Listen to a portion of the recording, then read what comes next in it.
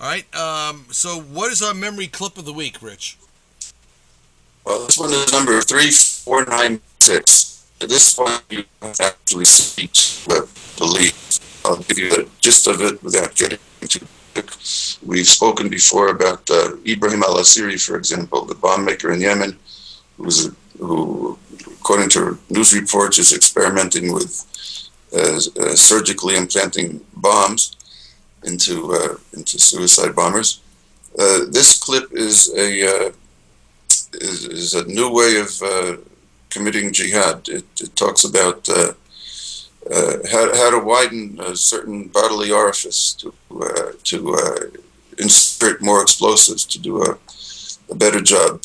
More than that, I'll leave to the viewers. But this one you have to see to believe. 3496 memorytv.org. Go to advanced search, enter clip 3496. Well, that sounds kind of ugly, disgusting, and all right, we'll leave it at that. All right, the attack on Israel tourists in Bulgaria. What's the background and what are the implications? First, some news or factual items, then I'll go into some analysis. First of all, in today's, as an aside, in today's newspapers, we have Syria uh, uh, stating that it will use chemical weapons on if any foreign forces intervene in its domestic problems. And we have Tony Blair being interviewed in The Guardian saying, quote, that the West is asleep on the issue of Islamic extremism. That's a background to the overall problem.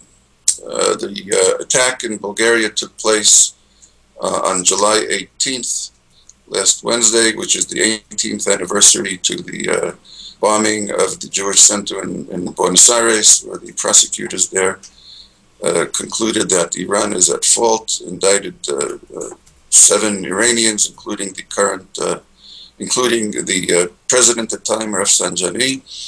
2 months later, Interpol put a number of Iranians on their watch list or arrest list, including Vahidi, who's today the Syrian defense minister. This was in 1994, 18 years ago to the day. Prime Minister of Israel stated, quote, that Israel has unquestionable, fully substantiated, unquote, intelligence that it was Iran and Hezbollah behind this. The heads of the Mossad and the Shin Bet reported to the cabinet that Iran and Hezbollah has plotted in 20 countries over the last 2 years. None of them were successful. One piece of information that we do have is that on July 7th, an arrest was made of a Hezbollah operative in Cyprus who had the same method of operation as what took place last week. I think it's highly unlikely that Israel would release the intelligence that it does have. People are calling on Israel to prove what they're saying. Countries don't release intelligence information that quickly. The New York Times reported that American officials, on condition of anonymity, identified the suicide bomber as a member of Hezbollah cell operating in Bulgaria, which supports what Israel has been saying. A Turkish, not a Turkish, an Israeli professor, Ely Karmon, wrote a very good analysis last week in Haaretz, and he had a list or a short summary of Iranian attempts overseas against Israelis since January 2012, and he summarized attempts in Azerbaijan, Thailand, Singapore, India, Georgia, Turkey, Kenya, South Africa, and Cyprus. All were failed or foiled attempts. This is since January 2012. Now, this is not an Israeli problem alone.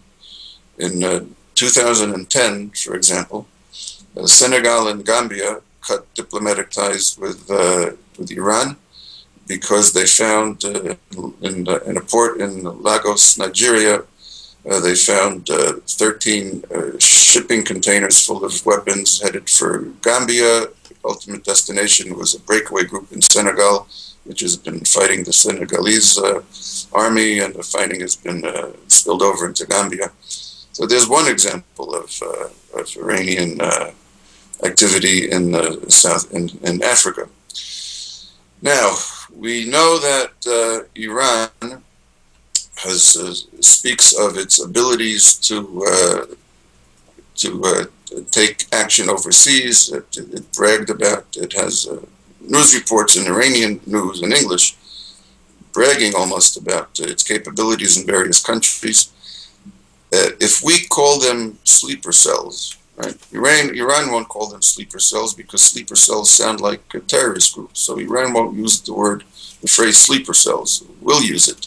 They just talk about their ability to conduct operations overseas, and those are sleeper cells. I mean, these sort of terrorist operations, what Iran did now could be done by any common criminal who has no conscience. This is not what countries do when they're in a covert war against each other.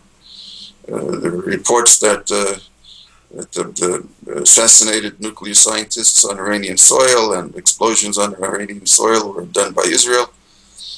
Whoever is behind them were able to perpetrate these attacks on strategic targets on the soil of Iran.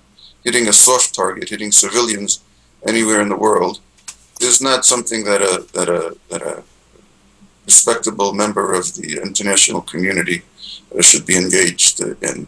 Let's not forget 7 or 8 months after Iran, the Islamic Republic of Iran,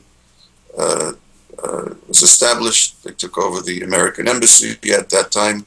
So around that time, October, November 79, they adopted their constitution, saying that Iran looked forward to the downfall of all foreign governments by the end of the century, which hasn't taken place, and that their parts of the responsibility of the Revolutionary Guard and the army is to spread jihad, the revolution, at home and abroad.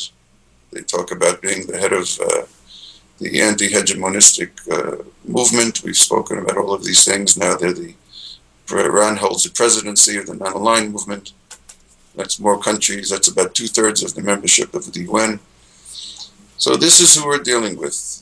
Anyone thinks that this is isolated to Israel is mistaken. Let's not forget that the White House spokesman said in April 2012, a few months ago, one of the problems with the Iranian nuclear issue is that no one on the international stage has faith in Iranian assurances of what they are claiming, meaning no one believes them.